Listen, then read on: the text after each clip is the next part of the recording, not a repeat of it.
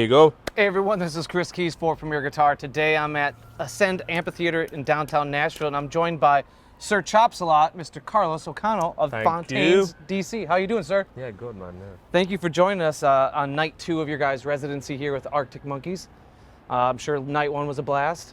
It was great. Yeah, it was really cool. And about a couple hours away from having another bash here. Yeah. Yeah. Nashville is good, man. I like it a lot.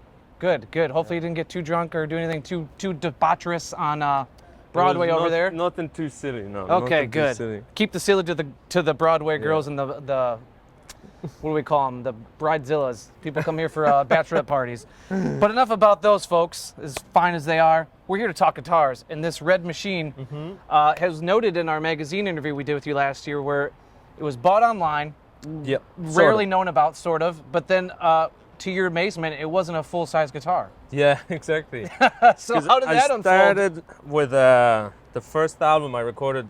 I only played a Dan Electro back then. Okay. We both played Dan Electros in the band, actually. So then when we went to the studio for the first time, we were like, right, we need to sort of like make bigger sounds. And Yeah. And Dan Carey, the producer, had this beautiful red Mustang, 66, I believe. Okay. 65, now I'm forgetting. But anyways, it was beautiful. I recorded most of the album with it. And then about a year later, I saw this pop up online. And I was like, holy shit, it's the same as what I want, you know, it's the same thing. And so I called the label boss, who's in New York. I was like, there's a shop in New York that has this guitar. Can you please like get it for me? I'll pay you back later or whatever. And he did. And then months later, we came on back to the States on tour and brought the guitar to the sound check. And I got this thing, and it was just like so small. I mean, I don't know if you can. A little toy. I don't know if you can really see the reference, but it's like it's tiny. Yeah. And I was really disappointed, to be honest. Really? Yeah, and I spent like, it was a bit of money, you know, like at the time that was like, now actually it's pretty cheap, you know, like they're going up, the Mustangs, but I think it was like $1,200, which was like a lot. Yeah. You know, at the time that was like, it was a stretch. Yeah. I mean, the only guitar I'd bought before was a Dan Electro, you know what I mean? And that was before as well, when Dan Electros were like, I think like $200. Yeah, you know? can get them. Yeah, for nothing. Yeah. But then, so I thought I'll tour with it, and then I'll sell it at the end of the tour. And I just fell in love with it. What do you enjoy about the kind of more compact guitar neck? My hand got used to like the distance of the frets and stuff, and I just like, I don't know, like you can just get further, you know? Do you know what I mean? Like, it's a bit tight up here, to be honest. Like, there's tunes that I don't play with this anymore because it's just too tight, you know? And it's like, there's just no room for error, you know? But there's a pinginess, you know, that I just don't really see on anything else. Like, even on like the low strings, there's a real ping to it, you know?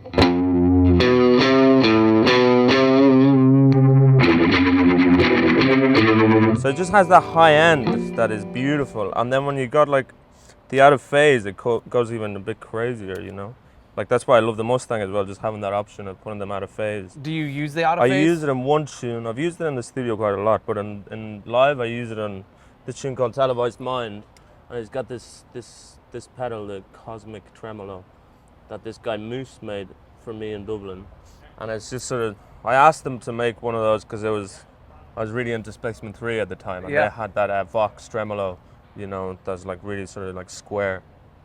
So I asked for one of those, and then I got it made, and I still use it, you know, it's the same one, and it just has this thing, you know, with the out of phase compared to no out of phase.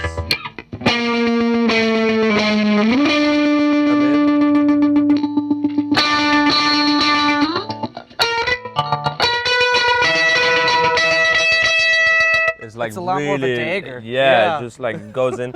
And I'm obsessed with like, that's sort of like, I mean, that's pretty high, but like this, like, I always, whenever we're in the studio, I always like EQ my guitars to just push the 7K, around 7K a lot, you know? Is that something you've had to like discover as being a two-guitar band and like trying to stay out of Conor's way? Yeah, sort of like, it's just been like the kind of, I always sort of imagine my guitar since the start of the band as a sort of like an expanding on the snare. I just Really? always imagined, you know, my place as a player was to just follow that snare, you know, and so I always just tried to like just exist similar, you know, to the snare, and but also land the bottom of the snare to be there, you know, but like, you know, that sort of high end, and you just need to poke a bit more than it, you know. So I just found like that sort of like that pinginess there is what I always tried my amps to sound like and stuff, you know. And and then I just found with that, you know, I just like that's all the way. Sometimes too much, to be honest, you know. But this does it so well, and the other Mustangs that are like sort of full scale, you put them out of phase, they do it, but this just pings more, I think, because it's so small. With that combination of sounds and the kind of the compact thing that you're getting at, and the way that you're using that pedal, you will never get lost in a mix. You will always stand out. Totally. Like, I mean, that, like, the way those, like, repeats are, they're not even repeats, but, you know, that sort of dip. Like, even if you, like, you know what I mean? Like, that's, like, amazing. So that's why I love this guitar, because it just has that, and it's like, it reminds me a bit of my Dan Electro that had those like lipstick pickups, and it was just like really like ching ching ching ching, you know. And the start of the band, we didn't have like really many pedals or whatever, so like there was no really drive. It was just the amp cranked up, you know, and it was all like, there's just all this kind of like a bit of reverb and sort of like, that was it, more so that, like without the overdrive, like. And so it's just like, it does the thing that the Dan Electro does, you know, but then you add a couple of things to it, and it's like, it actually sounds huge, this guitar, you know. It's a versatile tool. Yeah, so it's amazing. But it's like, so now it's like very specific. It's like I use it half the set, but so it gets a heavy workload. You know, it does a lot. I mean, it's getting totally like destroyed. You're putting your DNA in it. Yeah, but it's great. Like, I mean, it's amazing, this thing. Yeah. So what other guitars do you have that we should check out? I've got a couple only. I've not like it's like there's two Strats here. And basically I have two because they're like tuned. One is tuned down. We're playing a lot of tunes in like a sort of D standard. One looks in better shape than the other. Yeah. So it's just tuned D standard. So every string is tuned a step down. Okay. So we all have sort of like an instrument, even the bass, where it's tuned down. So I only use it a couple of tunes, very specific. Okay. But that's one of the new Fenders. They gave me that like last year. The one that came out is one of the first ones to get to the UK. Nice. And I just can't remember what reissue it is. I don't know, like 60. Might be like a Ventera or something. No, it's like an American-made. Like, okay. Yeah, the professional series they put out last year is like a 61 reissue maybe or something. Okay. Anyways, it's a beautiful guitar. To me, it's like one of the best guitars Fender have made in years. I love the Olympic white. Yeah, and it's beautiful. It's all like, it's got me to get into the details. Like they did the nitro finish on it and everything, so it'll age, you know, really nice. It'll eventually look like this. It'll get all yellow, and this is like, I love this. What's this guitar now? This is a Rory Gallagher signature custom shop Fender that I picked up in Chicago. That's amazing. I should have identified that with the well-worn body. It's got all the bits. You know, I mean, it's a bit of a gimmick. I think all the like stuff they do and and those kind of like sort of like aged guitars. But then at the same time, I got it because it just sounds amazing, and I think it looks amazing. You know? Yeah. You know, eventually I hope that red guitar looks like this. You know? Yeah. And then also because I'm so used to playing that red guitar, which is actually from the '60s. I'm just used to no lacquer on the neck. It's funny how that one, you can see, hopefully we'll get a picture of that lacquer. It's only on like the bottom. On the bottom, yeah. But this is all throughout, so I actually that's just my favorite feeling on a neck, you know? So I picked that up because I was playing a Johnny Jag at the time. Yeah, it just wasn't really cutting it for me. It's that thing, it doesn't have that, I think they're really nice guitars, but they just don't have that super pingy thing, and I felt like, and then that just doesn't have enough. It has the ping, but it doesn't have enough like bottom, you know. So for a lot of stuff I was doing later on and later albums, it was just it was bigger, you know, like it was sort of low end riffs that needs to just be quite chunky. Can we hear a little ditty? So I picked this up, and it just kind of did it, you know. So for that, like, I mean, we're not mic'd up there, but when I usually use this as well, Oh, okay. I have both amps going at the same time to make it even fatter. Got it. And this one is sort of quite treble heavy, and then in this one I push the low end quite a lot. Like that's bass on 5 and treble on 3. Yeah. And it's such a small amp that it actually saturates lows in the low end. It sort of starts breaking up in this amazing way. So I'd like, you know, that would I use like just my main overdrive, which is that Fairfield. It's just like it's just a good overdrive, you know. There's like nothing about it really. And I have like a bit of the spring reverb that's by Moose as well. That was my first pedal. Yeah, with the heart doctor. I called it the heart doctor because it's just it fixes my heart all the time. That's a lovely sentiment. I love that. Literally, yeah. I have all these bits, you know. Since I see this all the time, I draw on it a lot. You know, I've got all the boys' names and Alex, my guitar tech, and I've got my daughter Vega there, and my girlfriend awesome. Josephine, and Ireland. All my loves. Yeah. So I just draw. I know I look at it a lot, you know. So I guess I end up like drawing. Jackie down the line, the single. Yeah. Yeah, that's the settings in that tune. There's like I use it only for. I have one. I try to like minimize the amount of like changes on the pedals, which there's quite a lot because I'm so particular, you know. Yeah. Like especially in this flanger, there's so much going on there. But in this, I have like I'm just trying to get to a point where it's just like A or B, you know, like setting 1, setting 2. So that specifically has that. But I mean, for those bigger sort of riffs, like we had this tune called Big Shot. That's sort of, I mean, yeah, I only use just a bunch of overdrive on top of of the reverb. I always have that spring reverb first. That's how like, that's sort of like, that was a mistake starting out, you know. I just had a reverb pedal. Yeah. And then eventually I got an overdrive. So I just put them in that order. And I've never changed it because I get this thing that it's just like, you know. That's Carlos, just, you got to know this by now. You know, 3 records in, yeah. and the success you guys have already amounted is that there's no rules in music Exactly, or guitar. no rules at all. The first time in a studio recording a single, they were like, "Oh no, you have to flip those around. It gets so dirty and stuff." I was like, "That's what I want," you know, like Yeah. that's like that's a snare in a huge room. You Yeah. know what I mean? But anyways, there's these kind of like sort of riffs, like more like this, like it's like.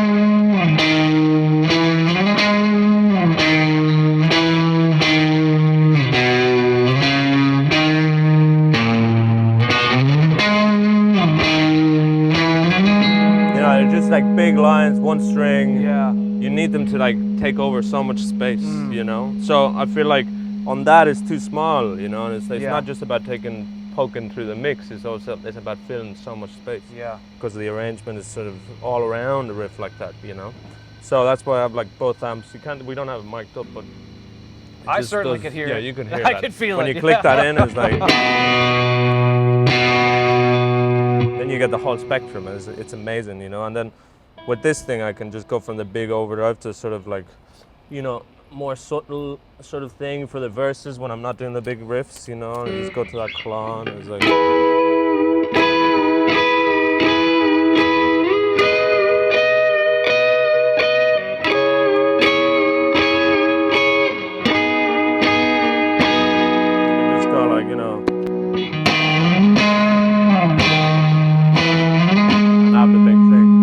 That second overdrive you kicked on gives it some real snap. Yeah, like yeah, a sting. exactly. And Yeah. that mixed with that low end on the small amp is just amazing. You know? Yeah.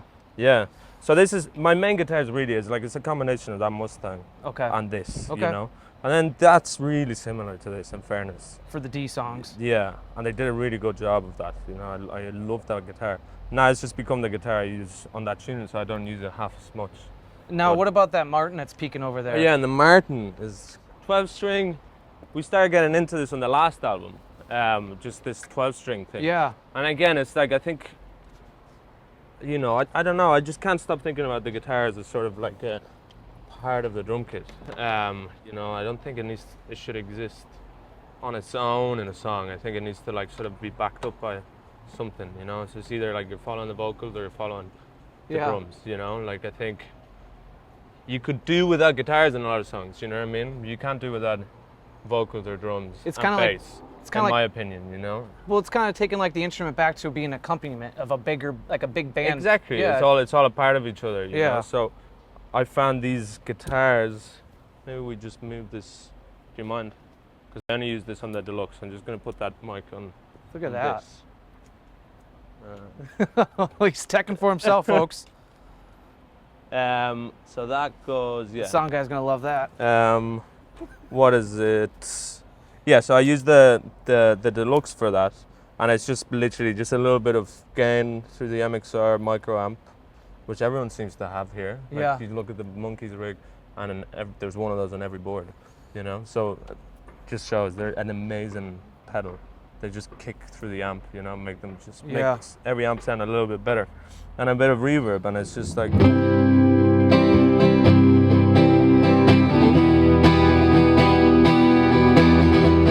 But going back to that thing, it's such a beautiful sound with a little bit of drive and like the sprinkle, and I just think it sounds, to me, it sounds very like hi-hats, you know, like it's. You listen to that string without, even without the amp, you know, there's like.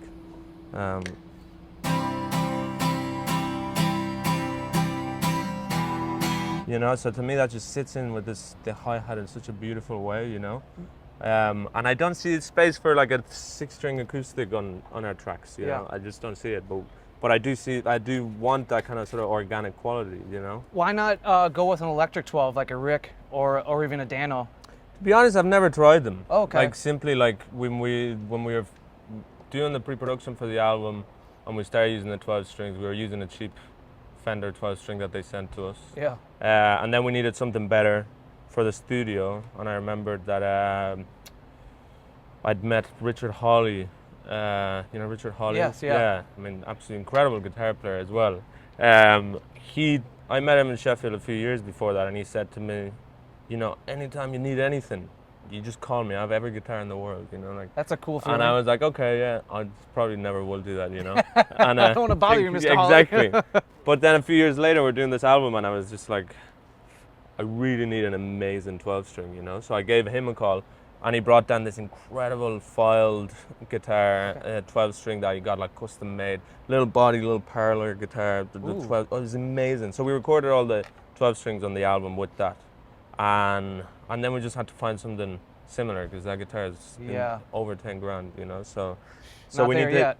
So we went shopping for guitars, and just me and Curly, we were shopping to buy one guitar that we could share, and we actually couldn't agree on one, me and Curly. So we both got one each. But I'm delighted because this one won. The other one's not on tour anymore. Oh, really? So, yeah, this is the one I picked.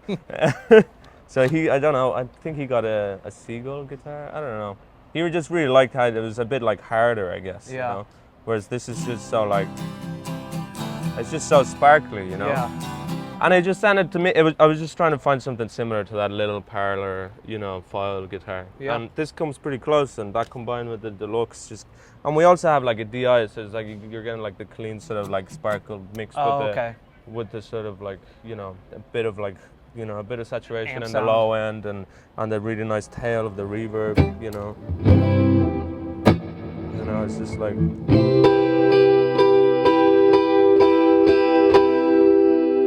Somebody call the heart doctor. Yeah, exactly. Well, Carlos, can we get you with the Mustang real quick again? And then we can quickly hit some of the pedals we haven't been introduced to yet. Yeah, for sure. What do we have here? What should we? Let maybe start with the tremolo. How do you use the TR2? So the tremolo, that's what I was playing earlier. Okay. Which I was just trying to show you because it's one of my favorite things of this board. The tremolo, I just use it. I had this idea again, just thinking of the drums. I had this idea. I feel like you should be a drummer, Carlos. I mean, I wish, you know, but like, I had this idea that I was doing like some like sort of like cover of Death in Vegas tune, and it's all electronic. It's all like, you know, synthy stuff and drum machines, and I didn't have anything other than my laptop and this, you know, and so I basically tried to, from memory, do all the sounds that the synths were doing, and just there messing around, and I found when it came to like, you know, a lot of the sort of groove was coming from just the side classic, you know, electronic music, just sidechain kick drum to a bass or a synth. I didn't have any sort of thing like that, you know. So I just figured that a tremolo is doing the same thing, it's just dipping the volume, you know. So I started using it in a way that if I time it really well with the drums, it starts creating this sort of like, it feels like the kick drum is like dipping into the sound, you know. So I use it very extreme, like the depth is all the way there. And you know, the race just depends on the tempo of the song. I have the markings there. And at the start figuring that, I was so hard because it was like, as soon as you move it a hair, you're off, you know? And it sounds terrible. Because like that with a bit of overdub is like, you know.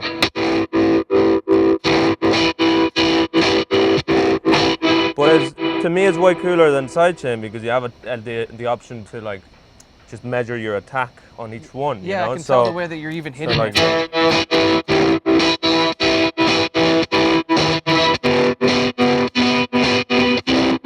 That with a kick, you know, like,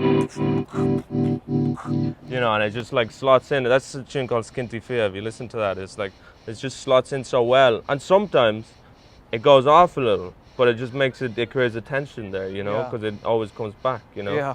And so it's a problem for the drummer for Tom, because he can't, he has to play that with a click, you know. We never played with clicks until I started doing this. Well, someone's got to be the spinal cord. Someone's got to be down the track. Yeah. So I started doing that, and there was another tune I used that as well called In Our Gria. That was like it's the opening tune in the last album, and it's like really tense. We haven't played that live in ages, but I have like the setting there more or less. But it's the same kind of thing, like just like sort of really deep tremolo and just sort of really tense sort of interval, and then you just start bringing it in like.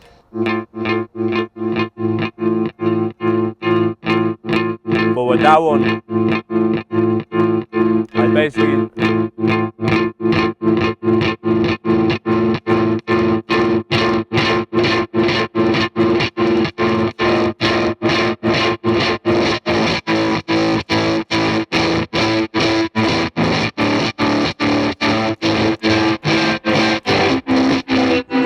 like it's so tense, you know. Yeah. And then so it's just like a slow build of that, and I just found the place where it's mostly in. It's probably not that much. It's probably 60% of the time in and 40% off, you know. So it's quite jarring at times. But for the intro, it's like there's no drums. It's just a bass and a tambourine and that. So that just it's just so disorientating, you know. Yeah. But then when the drums kick in, you slot perfectly, you know, and it's suddenly like, whoa, this makes sense, you know. And then I'm off again maybe in a minute, you know, and like it brings the tension back again, you know. So I love that for that, you know, because it's sort of using it in a percussive kind of way, you know. Now, how are you using the Pog, the big guy up there at the top? The Pog I use sort of like, it's just a little addition for like certain sections in the song where I want a bit more like, you know, a bit of like more of a, I don't know, I guess a climax, you know. Okay. I use it in Skinty a bit. I use it in Skinty in a cool, it's not even, it's in the breakdown in Skinty. And in Skinty I have like the tremolo going, doing that thing. I use the flange as well, and underneath it I have this tremolo and really tight. I'll show you how, like, the cosmic tremolo is there doing like, you know, super like, so that's underneath sort of doing that, right? And it's like you got the flange sort of like bringing it in and out, whatever, and then the tremolo.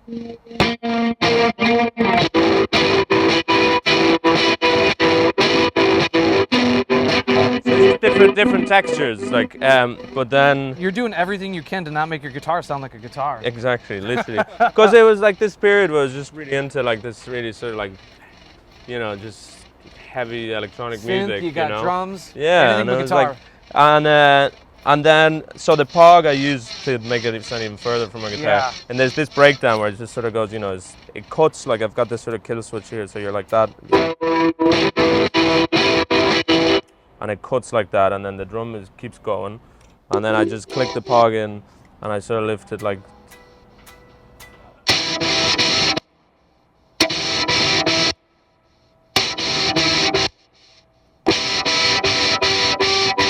You know? Yeah. So it's just like this sort of like thing that comes in out of nowhere, and it's like so clean cut, you know, that it doesn't sound at all like a guitar. It's just like a little like synthy like sort of scream, you know. So that's kind of like one of the tunes I use it. Then there's I use it in Big Shot a bit, in like one of the verses when I'm sort of like, I don't know, I tone it down for Big Shot a bit, but it's sort of like, you know, it's there. I'm just doing this kind of like, this kind of thing. These kind of like this thing in the verse, and then when it comes back around, I just click it in, and it's like.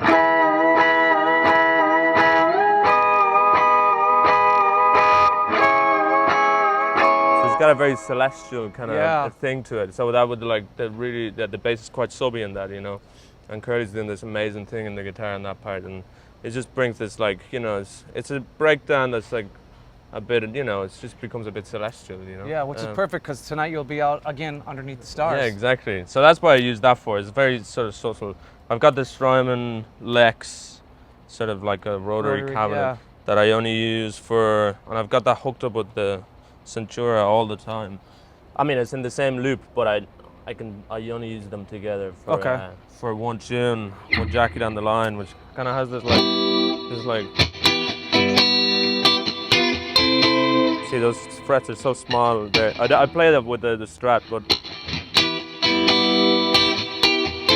so it's doing that thing, and then there's a breakdown where it just goes into a big riff, and it just has that to sort of give it a bit of character, and it goes like.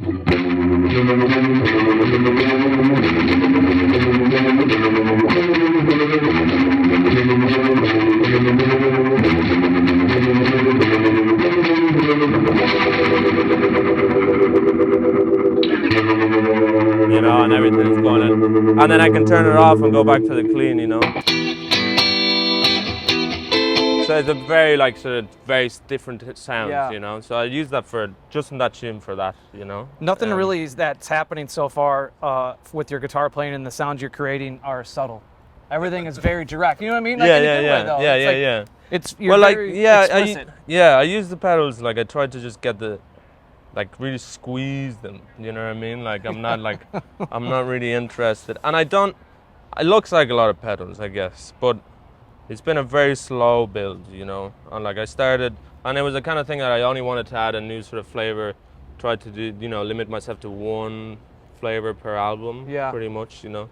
So the first album was really like there was nothing other than like this reverb and an overdrive, you know. Well, I feel like I'm at a Thai buffet now. Like you got a lot of flavors going. Now I guess there's like 3 types of overdrive, you know, just 3 stages with a micro amp. Got 3 different types of hot sauce. Then you got the tremolos. There's 2 types of tremolos. That was the second album I brought in the tremolos. You know? And I guess I brought 2 types in.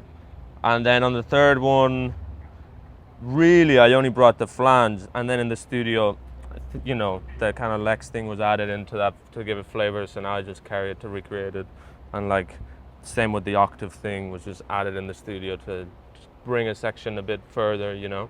So I just, you know, I sort of bring those on tour to recreate the album, but what got recorded. But when we were writing it, I was really like, I mean, remove all of this, you know what I mean? This whole side, remove the micro amp as well and the EQ, you know, that's all like just, so it's like you're left really with like the reverb, 2 overdrives, 2 tremolos, and a flange, you know? Well, I will say for a gear show and gear dorks that are watching this is really great to see you bring the full spice rack out for us. Yeah, no, for sure, yeah. But no, this is a pleasure, and thanks so much. But I think we need to talk to Curly before we get out of here. You should, because he's got better things to show you. Thank you, Carlos. Yeah, take care, man. Thank you. All right, everyone, we have slid down the stage. We are joined by Curly. Curly, how are you doing? I'm good. Yeah, I'm good.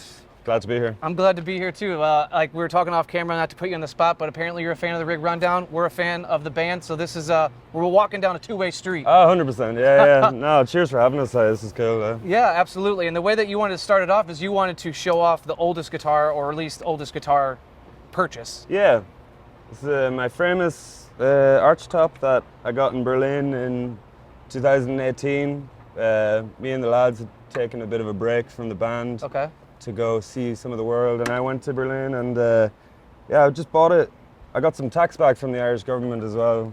There you go. Yeah, who paid for this? But I think it was like 200 quid, and I was playing a lot of. I was trying to learn like jazz chords at the time, which still trying to learn. Yeah, you know, to this I think day. it's a lifelong pursuit. But I bought this guitar, and I got a little like battery amp, and I was just like, just kind of busking around and doing that kind of stuff. And then I came back to Ireland, and you know, like when we were starting out, anyone who had a guitar, like we had like one guitar each or whatever, like, so any new instrument is like, use it somewhere, you know what I mean? Yeah. And we just figured out, we put this thing into an amp and put distortion on it, and it just sounded like so chuggy and big, and like, I don't know, it just has its own kind of, it's kind of in between, you know, like you can't put a distortion pedal on an acoustic guitar because it just sounds a bit gnarly, it's Yeah. a bit too, but this kind of works. The pickup on it, I don't know what it is, shallow or So something. that was there when you bought it? The Yeah, pickup was yeah. already- And yeah, flat winds on it, and it just, yeah, I use it for the song How Cold Love Is. Okay. Yeah. Man, I'm sure there's a lot of stories in there, and I'm sure there'll be even more stories you'll pull out as you own it. Oh, 100%. And weirdly enough, even though it's got some scratches, but it seems to be a little bit impervious to damage or something like that, because, yeah, still looking good. Yeah. Now, do you know what like year it is or anything like about its history? I have absolutely no clue, to be honest. And all I know is it's a Gabison, which seems a bit Framus Gabison. Yeah. Yeah, I mouthful. don't know. I don't know how to date these things. And I love the neck, real quick before we move on to the next guitar. It almost looks like a piece of furniture. Yeah. Just the way that like the Yeah, wood yeah. grain. Weirdly enough, after I got this though, I'd go to some studios, and it seemed like everyone for a while just had like a Framus, like a hollow body or something. Everywhere I went, someone had one, and to be honest, all the ones that I've played are amazing. So cheap enough vintage guitar. Framus do good guitars for sure. Yeah, got some mojo in there. Yeah. Well, let's move on to the next one. All right. What should we learn about next? Next one's a bit more. Yeah, this is a bit more of a key weapon. Johnny Marr, signature Jaguar. Changed the pick guard so it looked more like Roland S. Howard's Jaguar. He's like my favorite guitar player. Which is a good salute to both of them, you know, Johnny and him. Exactly. Yeah. The reason why, so we met Johnny Marr at a festival like years ago, or a few years ago, and he said, like, he was like, if you ever need a hand on anything, give us a shout. And we were playing Glastonbury like in a couple of weeks, and we were playing like 4 shows over 3 days, and me and Carlos only had one guitar each. And I knew he was playing as well, so like I called him and I was like, oh, could we get a loan of one of your guitars? And he was like 100%, got it sent over. And it was one of his signature guitars, and at that time I just thought it was the best guitar I'd ever played. Yeah. So I had to get my own one, eventually off Fender, who were kind enough to give this to me. And yeah, it's kind of my go-to. Like it's so versatile. It has like the in-series position, which is like, you know, like a big humbucker, Yeah. like almost like, but yeah, it just sounds great, clean, and yeah. Now, how much through the set would you say you use this, the Johnny? Probably half of the set. Oh, okay. Yeah. A lot of stuff. It's just so comfortable as well, you know. Yeah. Yeah, a lot of like the more lead stuff that I'd play on this. It's just great sounding guitar. The pickups are amazing on it, and I don't think this one will be coming off the road anytime soon. Now, what should we know about strings as we go through all your guitars? Do you use them kind of across the board, the same string gauges and brands, or you switch it up? Other than the flat Flats, ones, yeah. other than the flats, it's all Ernie Ball Burleys. Okay. So like 11s with heavy bottoms. Ooh. Yeah, which I think Carlos is on, or maybe he's not anymore. But yeah, I don't know. I think that thing with string gauges, once you go up, you can't go down. Kind Yeah. of. Or like it would take me a while to, like, when I go to guitar shops, like most guitars are 9s or 10s. 9s or 10s, and I go in, I'm like, I can't tell if I like this yet or not. Like, you know what I mean? Yeah, I just like it. I play a lot of like lower down kind of lead stuff, like cowboy stuff, and I just Okay. think the heavier string just kind of holds the note a bit better, like, you know. Yeah, I mean, obviously, Johnny being the champion of chime, like that thing really rings. I bet. Oh yeah, no, definitely. Yeah, no, he designed a great guitar. Yeah, I have a Monaghan sticker on the back as well, which is where I'm from in Ireland. So Badge of pride. yeah, it's good to have. Now, I got to talk about this Coronado. Yes. Let's move on to that. Yeah. All right, this is my latest purchase. So if anyone out there knows, I am a Coronado player. Where did you? I know that they're used by many people, but it's kind of a forgotten Fender hero. Yeah. So where'd you kind of land in that world? I went into a guitar shop in Dublin called Some Neck Guitars. That's a great name. Yeah. The guys there are great. And it was just before we did our second album, and we had like a little bit of budget for the first time, and I was like, I'm gonna get a vintage guitar, and he had a Coronado, and I'm a big like, I really like, you know, Brian Jonestown, Black Angels, like the Psyche stuff, and they all seem to have like the old like hollow bodies going, like so. And they're Rick guys, at least exactly. Black Angels. Yeah, and these are kind of similar pickups as well, but he just had it, and he, you know, that was my orange one, but then I just fell in love with them.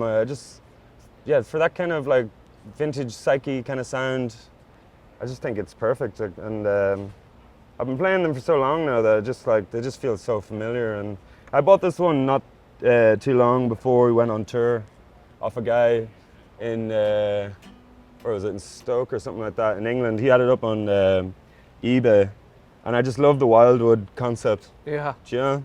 I want to get one that's like crazy. I feel like I'm just going to collect these for the rest of my life. Just have like a room in my house that's full of the Coronado room. There could be way less cool rooms than that. Like, yeah, you know what I fair, mean? yeah. But they're a bit difficult sometimes. I think with guitars they should be. You should have to rest it. Like it should be. You should have to draw it out of it sometimes. You know what I mean? Why though? I don't know. I feel like it makes you play differently. It makes you like search for it more. Like if you just have like a kind of like a Strat or something that's like set up real nice and you're just kind of sitting back, I feel like you're not delving into it more. Yeah. You know what I mean? Like it might be a stupid like kind of ritual or something like that, but I just kind of like I think all the reasons we do the things with our guitar setups, Yeah, whether it's pedals, yeah. amps, is all stupid to anyone else, but to us singularly, it's why we do it. I don't know. I thought I was being original. I didn't see many people playing No. these, so I was just like gonna make it my thing. Now, I know with the original orange one, that had like a really microphonic bridge pickup. Yes. Is that, hopefully that's not the case with this one. No, this one is absolutely perfect. And so are you using the bridge one? Because I know the original one and the way you recorded and stuff, you would almost compensate with pedals Yeah. and the blending of the two pickups to Yeah. make that bridge kind of work for what you needed it. Yeah. Are you incorporating the bridge on this one? No, because I Because of how you, yeah, I think I've retired the orange one because it's like, it's done well, but it's 1966 and it's like the whole back is just like from like belt buckle rash and stuff.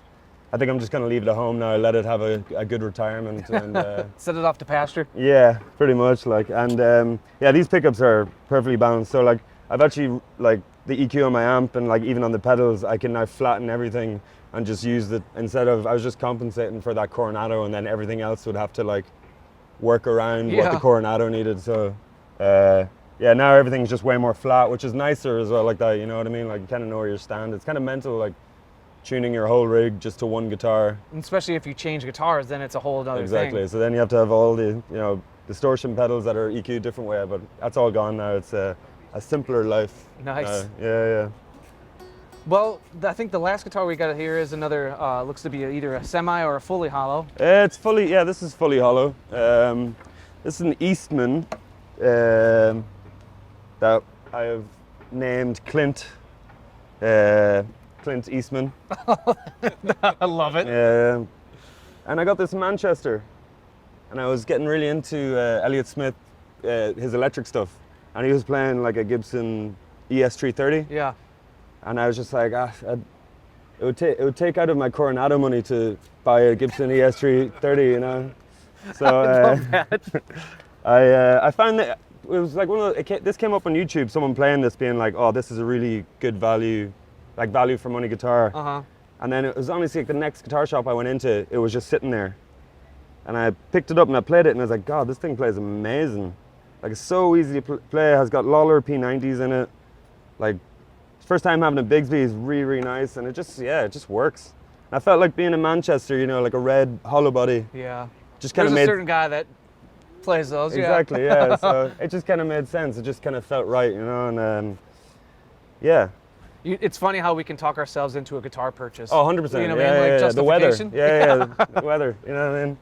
It was rain. It was rain. Sky was blue. I should buy a blue guitar. You know. Yeah. But this is being used a bit. It's like this is a really good rock and roll kind of sound guitar. Yeah. So like some of the older stuff, in the bigger venues, you know, I used to use like a Dan Electro and shit like that back then.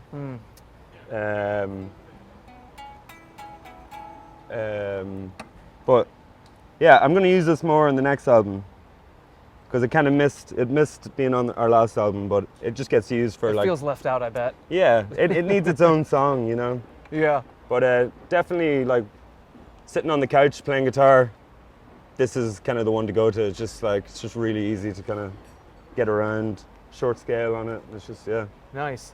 No, I love it. Now we got 2 amps behind you. I assume double reverb or twin reverb, but you know, twin reverbs. Yeah. One's just a backup. One is just a backup, unfortunately. Yeah. It depends on how you're looking at it. You know, if you're out here, 2 twin reverbs might be. Yeah. I've heard that before. Like these things are like laser beams. You know what I mean? Yeah. Like they'll take your head off. Like, but yeah, it's just the one for now. It's just like over here in the States, obviously. Like this is kind of like a little bit stripped back of what I'd take. Yeah, I have like a telly and stuff like that as well. And Okay. in the UK, when we did a UK run, I had a Marshall stack as well as the twin. Damn. Because Stuart from Mogwai, I was chatting with him and he was like, he used that because I saw them live and I was like, I love those guys. his guitar tone is like nuts, like, and he was like, get a Fender twin and use a Marshall stack as well, and like, it's not the most convenient, but it sounded incredible. Like, you know, those blend of things, like pretty much dry Marshall, no reverb or anything. This thing like doing all the surfy, swimmy stuff, and it like, when you mix that in your ears, it just sounds incredible. Like, you know what I mean? Like it's like an orchestra or something like that. It's like a warm hug, and then the Marshall's a punch in the gut. Yeah, 100%. I mean, yeah. it's lovely. But okay, so twin reverb in the American dates. Yeah. But So- this is like, this is perfect. Like from day one, like since we started touring, these things, twin reverbs are just the best amp, in my opinion, of just being like, let your pedals sound the way they need to sound, let your guitar sound, it doesn't flavor anything, it just like, when you're turning around and you're using like backline, like rented backline, and you need a consistency, twin reverbs are just like that, like, you know? That's where you're at. Yeah.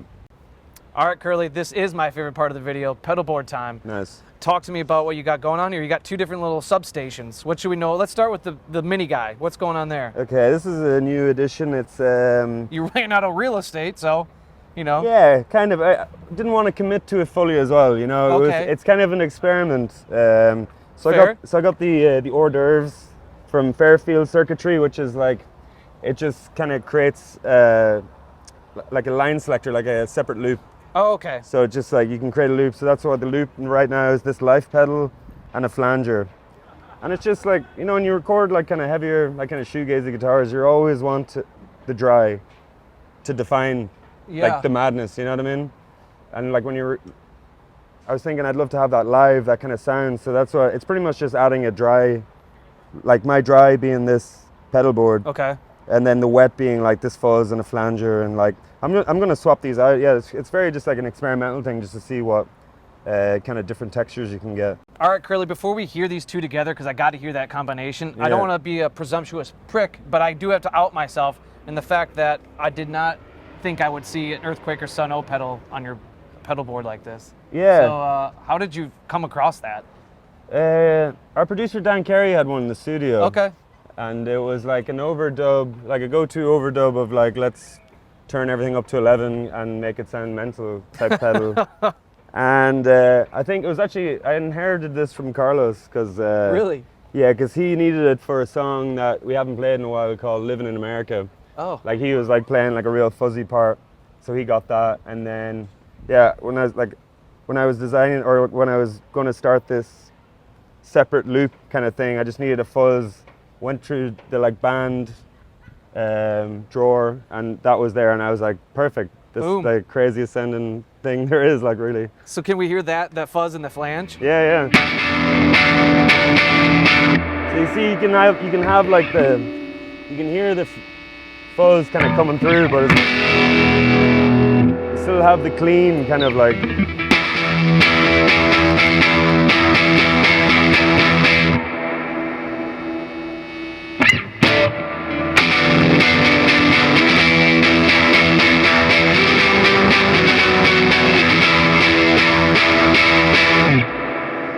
Dude, that's gnarly. Yeah.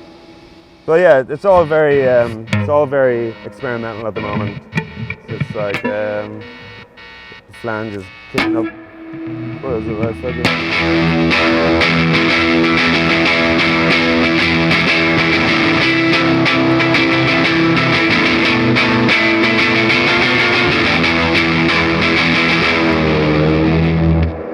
Yeah, just on the edge of, complete chaos. I can Yeah. hear your speaker just begging for mercy. Yeah. At least the speaker, yeah. But yeah, it just kind of like, it just gives you the option. I just think dry is something that like, relatively dry or whatever it is, just is nice to keep in. It just keeps things kind of still musical whenever you're going down the kind of fuzzy kind of route. It's kind of the opposite of what we were exploring with Carlos. Carlos wants to go down destruction lane. Yeah. And you're kind of still keeping the core entity of your guitar. Yeah, for sure. Yeah, it's just like. Which is great. That means you guys work together in such a copacetic way. Yeah, 100%. Yeah. No, definitely. Yeah. And now I asked him, like, is that something you guys had to figure out as a guitar player in band? Two guitar players, like whether it's pedals or EQ or how you're using amps and guitars, is to not. I know there's moments where you do the double guitar thing and want to sound similar and big, but where you want to sit separately in the mix and do different things to make a fuller sound. Yeah, I think that's just like our writing style. I would say, like, if a song was started with his idea or my idea, you kind of learn to do the complementary thing next. You know what I mean? Like, if he's playing something loud and fuzzy, he'll try to play something higher and a bit sharper, and like, I mean, that's all you can, like, it's just writing with other musicians. You kind of have to either get out of their way or do something that's more on top. You know what I mean? Like, so it's like, yeah. Well, let's move on to the core board here and see what's going on here. Yeah, so the first is the deco, which is actually just on all the time.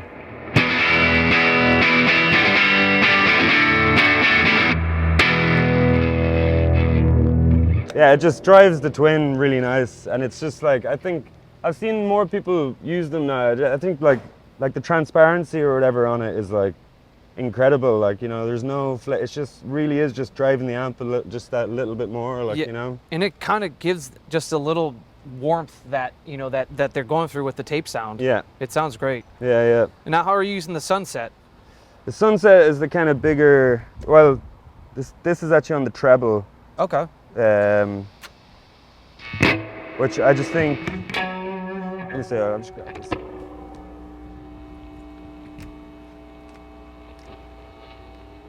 But for our song Televised Mind, there's kind of like a low guitar part in it. Let's see, just make sure this isn't. Okay.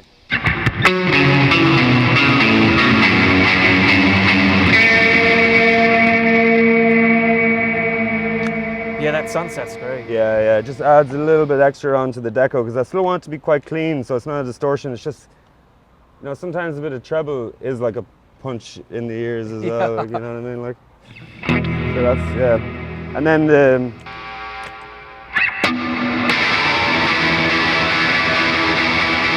that's my biggest, that's my like most distorted kind of rocker kind of.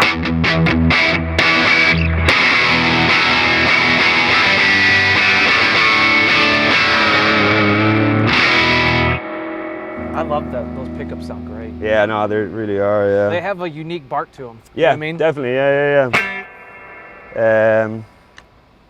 And then we got the reverb. Reverb, I love reverb, but reverb's a weird one. I've had so many reverbs over the years. I used to have one by an Irish builder called Moose, which I love, but it was one of those scenarios where it broke and I never fixed it. Yeah. But I would say that that's my favorite reverb. But this one, for what it is, like, what was it, RV? Yeah, old standard Boss. Yeah, is incredible for just, I think, like, you can find them everywhere. They're solid. I've been on the kick of using, which one is it here? This modulated reverb. Okay. I don't know why, it just sounds real spacey, like.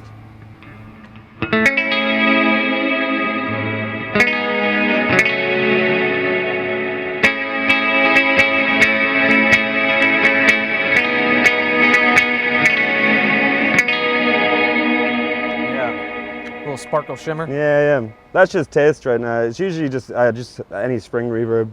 Okay. Quite high up, just like that sound. Yeah, because that first record really has that going. Yeah. And then the hardwire is my reverse, which is only used in the breakdown of a song called I Love You. Wow. But I love the sound, and Kind of have to have it. I might get another one of these and put it over here because it doesn't have a dry on it, and that's like I love the sound, but I just wish they had a dry knob on it as well because I'd use it all the time probably. Yeah. Yeah. So what about the Echo Dream? How are you using that? The Echo Dream, it's not. The Echo Dream used to be like my kind of big fuzzy sound for Big Shot, Song of Ours, Big Shot. Ollie over at Depe Audio makes incredible pedals. And, He's a mad genius. Oh, he's unreal. Yeah, I need to get more of his stuff. Yeah, I'm just using it for the fuzz at the moment, and like actually not even. It's funny, I think the biggest complaint I could have, which isn't even really a complaint because it's like, shut the hell up, Chris, is a lot of their boxes are big. Yeah. So it kind of takes a lot of space. Yeah. This doesn't seem to want to work at the moment. Well, we'll send it back to Ollie. Yeah. But yeah, no, that pedal, this is taken over from it at the moment as like the big fuzzy sound, but before that for like the big things it was that. Yeah.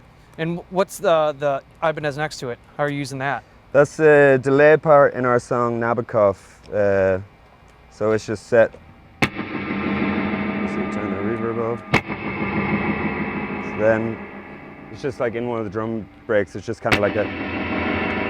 Now, are you using that also in the intro of that song? Because that song has that like crazy repeats going on in the intro. That's what it is. I recorded it actually with this pedal, which is like the degrader. Yeah. Okay. But it's too hard to replicate it live because it's like different every time, and it's just kind of. So I just use this one now with no reverb on, just and like have the fuzz on as well, and like.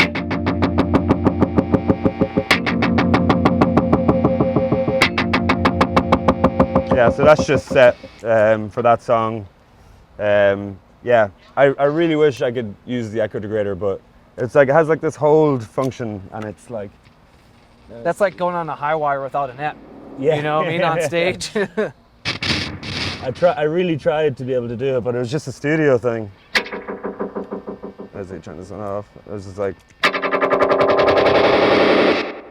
Yeah, that'll get away from you. Yeah, exactly. Yeah. Because it was like the same tempo delay, but then at the very end, press the hold and it went.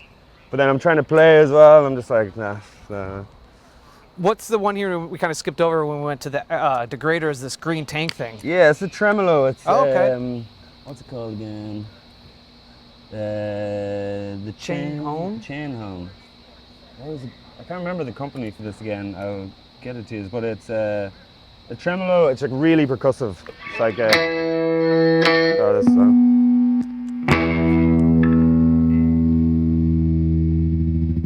Oh, there it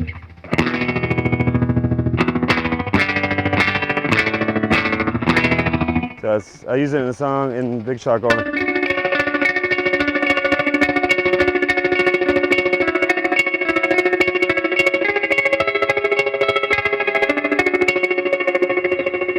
You're the maestro here, so I'll clearly be, your apprentice. But I feel with that sound, it needs to be the Jag for the Jag. Oh yeah, 100%. Yeah. No, yeah, definitely. Yeah. The last two though we got here before we got to get out before the doors open is the Pog and the 6-band. How are you using those two? The Pog is a song of ours, Lucid Dream, which my guitar sounds a bit like this. It kind of starts like.